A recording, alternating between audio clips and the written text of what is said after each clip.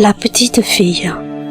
Il existe des liens d'amour et de dévotion qui transcendent la frontière entre la vie et la mort. L'un de ces liens se manifeste lorsque l'esprit d'un être décédé refuse de quitter ce monde. Ce phénomène mystérieux et poignant évoque des questions profondes sur la nature de l'existence et la persistance de la conscience au-delà de la vie terrestre. L'histoire que je vais vous raconter est une expérience unique qui nous rappelle qu'un amour inconditionnel peut transcender toutes les limites, même celles de la mort elle-même. Je m'appelle Vanessa et je vais vous raconter une histoire qui a profondément marqué ma vie. C'était en 2012, lorsque mon mari, nos 2 enfants et moi-même avons emménagé dans une nouvelle maison. Mon mari, superstitieux de nature, avait pris soin de recueillir tous les renseignements possibles sur l'histoire de cette maison auprès des anciens occupants et des voisins avant de nous y installer. Nous pensions avoir pris toutes les précautions nécessaires pour notre tranquillité d'esprit. Les 2 premiers mois se sont écoulés sans encombre et nous nous sommes peu à peu approprié les lieux. Au 3e mois, ma sœur Héloïse avait récemment traversé une rupture déchirante avec son petit ami, avec qui elle vivait. Son cœur brisé l'avait plongée dans une profonde dépression, et je ne pouvais pas rester indifférente à sa souffrance. Alors, je lui ai offert de rester chez nous, dans l'espoir qu'en lui offrant un environnement aimant et chaleureux, nous pourrions l'aider à guérir. Un soir comme les autres, alors que nous étions confortablement installés devant la télévision, cherchant un peu de détente après une longue journée, soudain, un bruit étrange émanant de la buanderie vint rompre le calme. Intrigué, mon mari s'est levé pour aller voir.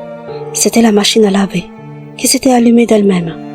Nous pensions que c'était un simple dysfonctionnement, une anomalie technique. Cependant, à notre grande surprise, 30 minutes plus tard, la machine s'est rallumée. Ce phénomène s'est répété tout au long de la soirée. Chaque fois que nous éteignions la machine, elle trouvait un moyen de se rallumer systématiquement. Mon mari, exaspéré par cette situation troublante, a finalement décidé de débrancher la machine à laver. Mais depuis cet incident, chaque fois que nous rebranchions l'appareil, il se mettait à s'allumer automatiquement, comme s'il y avait une force invisible qui le commandait. Une nuit, je fus arraché au sommeil par de légères secousses émanant de mon oreiller. Chaque coup, chaque mouvement semblait provenir de sous mon lit, comme si une présence insaisissable tentait de se faire remarquer. Une terreur s'empara de moi alors que je restais figé. Dans un état de panique, je sentis distinctement une présence oppressante émaner de sous le lit. Dans un élan de courage mêlé d'effroi, j'allumai précipitamment la lampe à côté de moi. Et alors, comme par enchantement, les secousses cessèrent instantanément. Dès lors, chaque nuit, sans exception, les coups réapparaissaient, martelant l'atmosphère de leur présence inquiétante. Ils se manifestaient parfois de manière subtile, presque imperceptible, et d'autres fois avec une intensité effrayante. Et ce n'était pas seulement la nuit que ces manifestations m'inquiétaient. De temps en temps, en plein jour, nous entendions de petits coups sourds frapper contre les murs, comme si un enfant espiègle s'amusait à tambouriner de l'autre côté.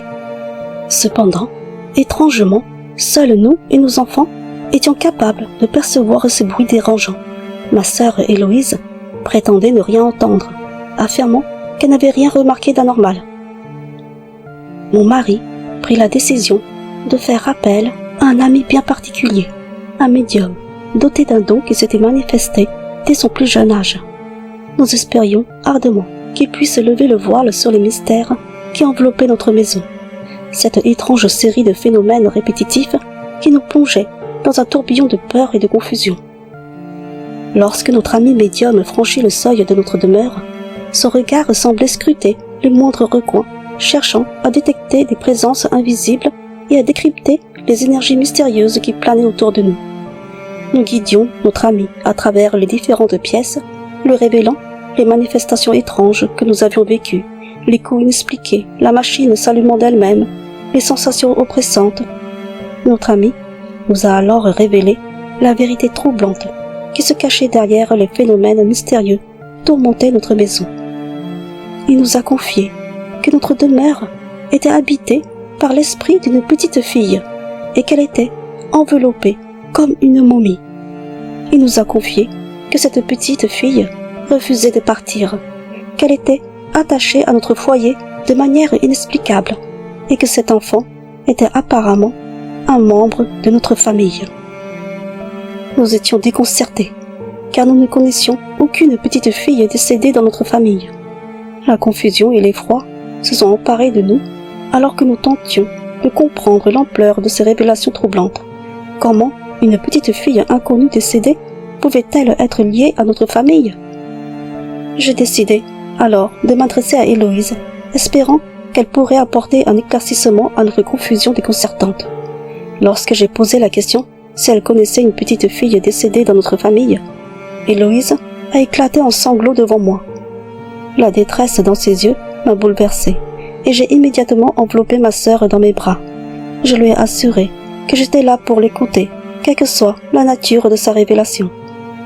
Après un moment, alors que ses pleurs se calmaient, Héloïse a commencé à me confier son histoire. Le chagrin et le remords se lisaient sur son visage.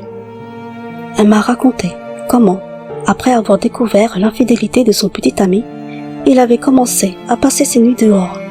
Plongée dans une profonde dépression, Héloïse avait sombré dans l'alcool pour tenter d'oublier sa peine. Les soirs où son petit ami ne rentrait pas, elle se noyait dans l'ivresse. Mais un soir, alors qu'elle s'apprêtait à sortir pour boire, une douleur abdominale soudaine l'avait prise par surprise. Elle s'était précipitée aux toilettes et avait senti quelque chose tomber sur le sol. C'était un fœtus. Prise de panique, elle avait enveloppé de papier toilette avant de s'en débarrasser. Elle m'a confessé qu'elle ignorait qu'elle était enceinte et que si elle avait su, elle n'aurait jamais laissé l'alcool prendre le dessus sur sa responsabilité. C'est alors qu'Héloïse m'a révélé que depuis ce jour tragique, elle avait ressenti une présence constante à ses côtés, une présence qui la suivait partout. Ensemble, nous nous sommes rendus dans le salon, où mon mari et notre ami médium nous attendaient.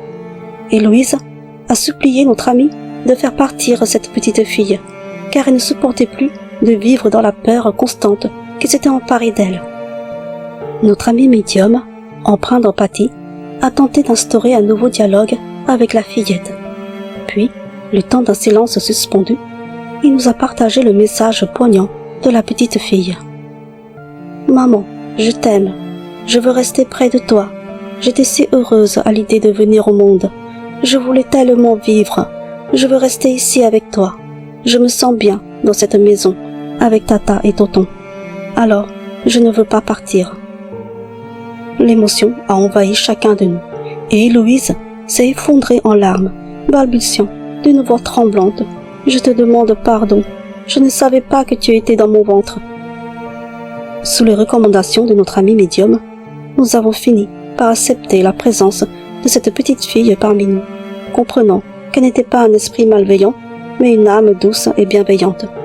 Notre ami ne pouvait rien faire de plus pour nous aider. Ainsi, nous avons appris à coexister avec cette petite fille dans notre maison. Les premières peurs d'Héloïse se sont peu à peu dissipées et elle a fini par accepter cette présence. Elle lui a même donné un prénom, Léna, pour la considérer pleinement comme un membre à part entière de notre famille. Au bout d'une année, Héloïse a ressenti le besoin de tenir une conversation spéciale avec Léna. Elle a exprimé son désir de lui parler avec l'aide de notre ami médium.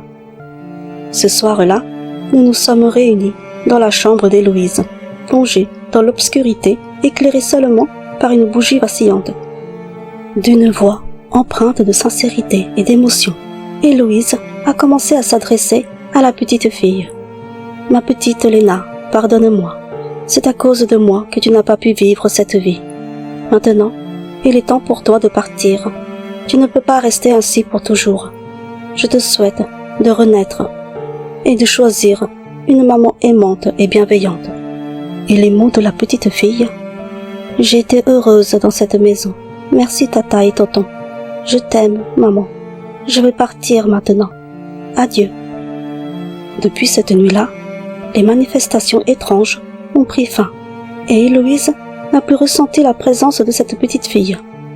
Nous espérions qu'elle était partie vers une nouvelle vie, que Léna ait pu trouver la chaleur d'un foyer aimant et la chance de vivre pleinement.